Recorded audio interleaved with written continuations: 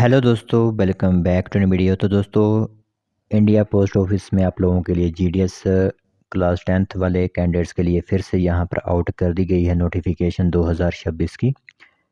तो रिक्रूटमेंट से जुड़ी अपडेट जो है वो हम आप लोगों को पूरी बताएंगे। इसमें आप लोगों के लिए कितनी सैलरी रहेगी और हमारे हिमाचल प्रदेश में भी वैकेंसीज हर साल की तरह जो है यहाँ पर निकाली जाती हैं।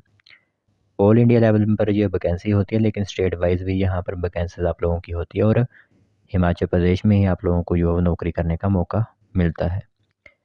तो यह एक जीडीएस ऑनलाइन एंगेजमेंट होगी। 10th पास कैंडिडेट बिना परीक्षा दिए यहाँ पर जो वो नौकरी ले सकते हैं सरकारी विभाग के अंदर।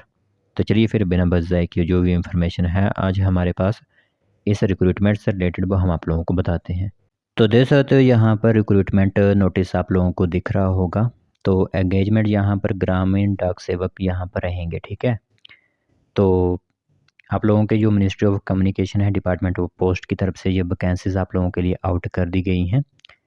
तो इसमें 31 अगस्त 2026 से फॉर्म आप लोगों के स्टार्ट होंगे ऑनलाइन माध्यम से फिलअप होना, और 19 सितंबर 2026 तक आप इन फॉर्म्स को आवेदन करवा सकते हो, ठीक है। बाकी फ़ीस वगैरह जो पेमेंट होती है वो 2 सितंबर 2026 से 21 सितंबर 2026 तक के बीच भी आप करवा सकते हो, ठीक है।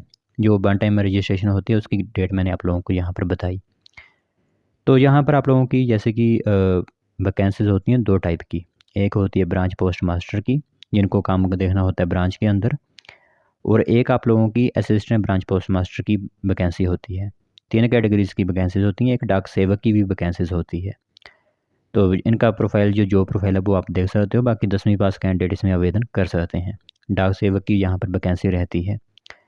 तो यह हो गया आप लोगों के लिए। बाकी सैलरी स्लैब की बात करें तो ब्रांच पोस्ट मास्टर के लिए 12,000 रुपये से लेकर 29,000 तक सैलरी होती है, और असिस्टेंट ब्रांच पोस्ट मास्टर या फिर डाक सेवक के लिए 10,000 से 24,000 तक सैलरी जो दी जाती है।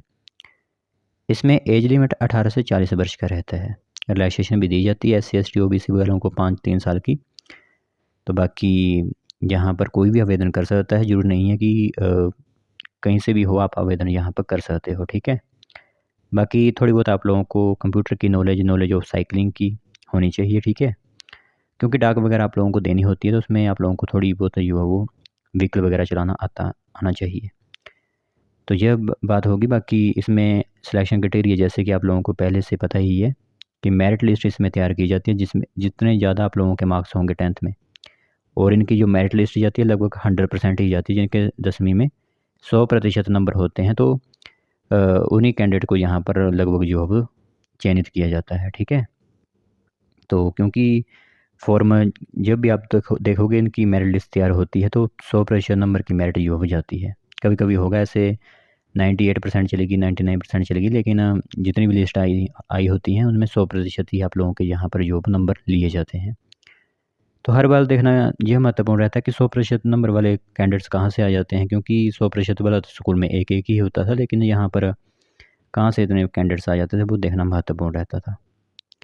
तो ये इन्फॉर्मेशन अब आप लोगों के लिए यहाँ पर आउट की गई है, क्योंकि पहले भी हम कई बार इस इंफॉर्मेशन को कवर कर चुके हैं। ऑनलाइन माध्यम से आप आवेदन कर सकते हो। जो वेबसाइट है यहाँ पर आप लोगों को दिख रही है, वहाँ पर आप जाकर जो अप्लाई कर सकते हो, ठीक है। तो यही एक वैकेंसी है। बाकी आप लोगों के हिमाचल स्टेट के लिए भी वैकेंसी जो वो अलग से यहाँ पर होती हैं, उसकी नोटिफिकेशन भी जल्दी आप लोगों को देखने को मिल जाएगी। तो फिलहाल पोस्ट ऑफिस में जब वैकेंसी आप लोगों के लिए निकाली गई है, तो जो कैंडिडेट आवेदन करना चाहते हैं 10वीं पास हैं लेकिन अच्छे मार्क्स हैं 10th में, वही इसमें आवेदन कर सकते हैं।